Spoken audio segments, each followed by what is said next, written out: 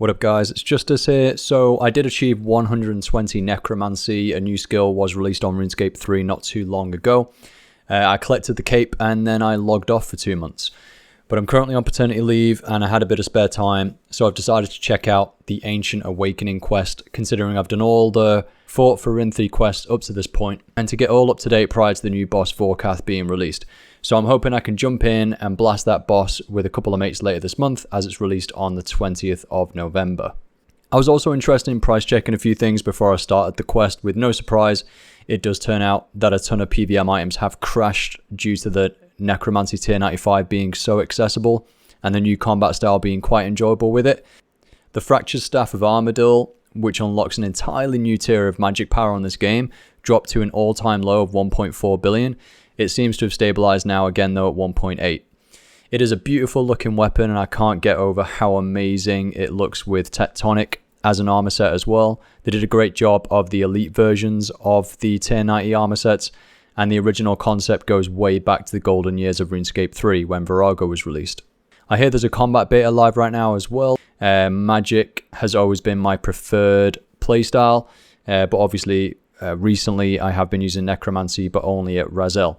I assume it's an open beta, but I'm not sure. Overall, it sounds like a really positive thing, due to Giants taking all of the good things that they've introduced with Necromancy and then applying those iterations to combat to the other styles. Things like removing accuracy, aka like hit chance in the game, which was always frustrating, you know, attacking something and then just splashing, whereas now it'll just be like a certain reduction in the damage that you deal, but you'll always deal some damage, and that's obviously going to affect the critical strike damage that you deal as well. I also checked out the combat page, the combat guide page on the website. Didn't even know this existed. I was just rooting through, returning to the game. It still refers to only the combat triangle in there with no mention of Necromancy, so that's definitely an oversight. Probably needs to be updated for newer returning players. But anyway, let's get straight into the quest. I've babbled on too long. So I teleported to forinthry to find a person called Coventry, another player just hanging out there, still hammering away at the anvil, getting her smithing experience. I'm pretty certain she was here like 2 months ago when I logged in. And hey, I'm here now too, back again in forinthry. I tend to have a world I stick to, and you do come across the same names, and there's just something about this that just makes you feel good, and it's what MMORPGs provide. My interface also, by the way, seems a bit on the tiny side. It's due to me logging in whilst on a new 2K monitor, and so the game is now in 1440p. Everything's just tiny. I don't think I could continue playing the game like this. I mean, we'll see. I've got to admit, in hindsight, after playing the game for a couple hours through the quest, I did start to get used to it. Everything is much sharper on a 2K monitor, but just the abilities and action bars are just too small, really, and everything's too low down with the inventory, so yeah, I'm going to have to figure something out with that if I do continue playing. I'll see if there's a way of scaling up the interface without losing any sharpness so I can stay at 2K res. Honestly, the UI customizability in this game is absolutely terrible. It always has been, and it's something that puts me off from playing. So, I don't know, maybe fingers crossed, guys, one day GIX will improve the UI in this game. But yeah, now into the quest.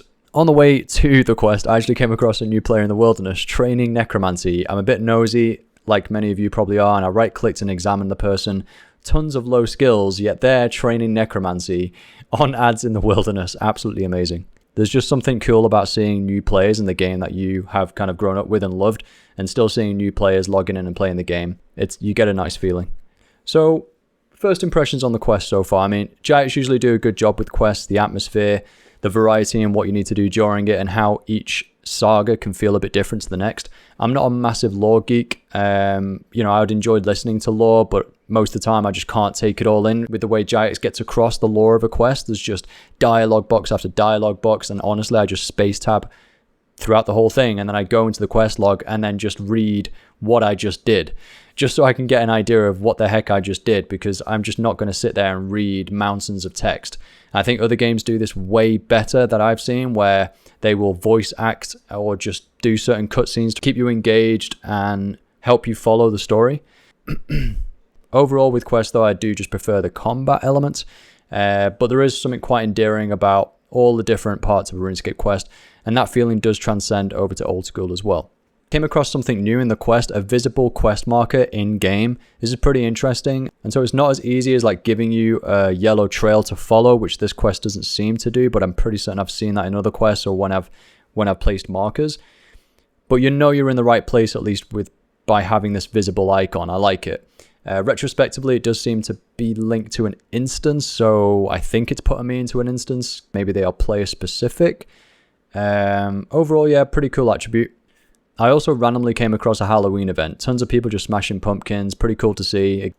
Also, it turns out Jagex introduced a lot of quality of life updates for Necromancy. The one that I've recently just applied is where you can combine your conjured spirits into one cast. This is much better. It was just very annoying having to cast every conjure spirit individually, especially considering there's quite a lot of setup pre-fight with Necromancy to maximize on your rotation during the boss fight. My first impressions of the new area, I've always been into kind of frosty, wintry looking areas, and this seems to be like a really old abandoned fortress, which I think is really cool. I did manage to use combat in the quest in the end. Most RuneScape quests do have a small part of combat to play. It was an absolute cakewalk, but yeah, most RS3 quests are story driven, and even Vorkath, the new dragon boss, when that's released, will have a story mode that you'll complete during the quest, and when you complete it, you'll be able to select a normal or hard mode difficulty after this. I assume the hard mode will be attuned to soloing, which is how they've done it with previous bosses like Kerapak. Jagex did try something different here with this quest with a new minigame which felt roguelike, where I had a choice between one of 3 abilities. I just went with anything I felt would increase damage output. After completing all the waves though, it did seem that the same abilities just kept coming up really, so there wasn't actually a lot of variety, and so it was kind of like a fake choice really. In the end, you could pretty much pick all the main ones that you'd need. And due to me being a maxed out character, it was an absolute cakewalk, so it does take away from the experience as the quest just isn't scaled at all. And to be brutally honest, I think if they did something like this in old school, it would get absolutely slated by the community for being terrible. Honestly, the combat part of this quest didn't feel good. Everything else though is really decent. I think Jagex's strategy with the modern version of RuneScape is to create a quick, easy and accessible quest to complete, which honestly most modern MMORPGs are like that. And the key word being accessible, that gently introduces you to the new unlocks for the game. That could be a new environment or a boss fight. Whereas I believe old school tries to stick to a retro MMORPG challenge, which I do respect. I hear old school has Dragon Slayer 2 now and Desert Treasure 2. I do wonder whether I should go and check that content out or even have the requirements to do so, as I do have an old school account with 99 strength. Did want to put that out there. I did come across a brilliant meme of what it feels like when you get your first level 99 in this game. It captured that feeling perfectly.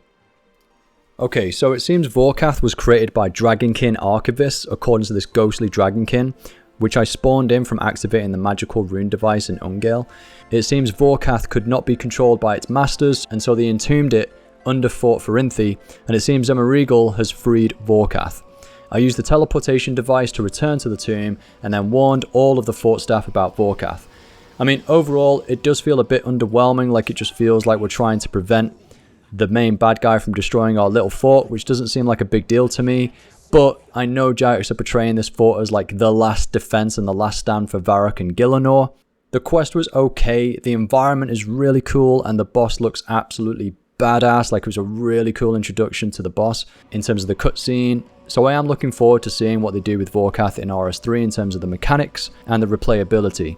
Vorkath has already been released in old school, as many of you probably know. I do like this about the two games, how concepts are transferable between games, where the devs then apply their old school or RS3 spin on the content respectively.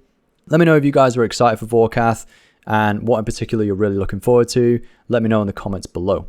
From completing this quest, it did also unlock a new Herbalore Botanist building, which lets you make potions more efficiently. And so I'm going to build that and find out what that's all about. I've just built the Botanist Herbalore Tier 3 workbench, and it seems that the NPC Rowan can prepare unfinished overloads for you. So I'm exchanging noted ingredients for stackable unfinished potions, which I can then finish by using the workbench. This is a huge quality of life improvement. Due to how the game has evolved over the years, there's like 6 layers to crafting just an overload potion these days, ending with an Elder Overload Salve. So this removes all of that annoyance. So yeah, that's the quest complete. I've applied a few quality of life improvements from the Necromancy update. I've got the botanist workbench now to make overloads much easier for future PVM trips. So overall, pretty happy, and I have no idea what to expect from Vorkath. I don't think Jagex have released much news on it yet, but I do have people who still play the game avidly, such as my good mate Jay, so I'm sure he's going to be DMing me loads on Discord telling me about any news updates on Vorkath. I think they're going to be releasing a bunch of news on it just a couple of days prior to the release. Jagex do tend to keep things pretty quiet in terms of boss mechanics before releases, compared to some other games that I've played where they put everything into a beta and you can test all of the fights and get all the balancing right before an update comes out. And yeah, they're never going to get the balancing completely right, but I know a lot of games do that.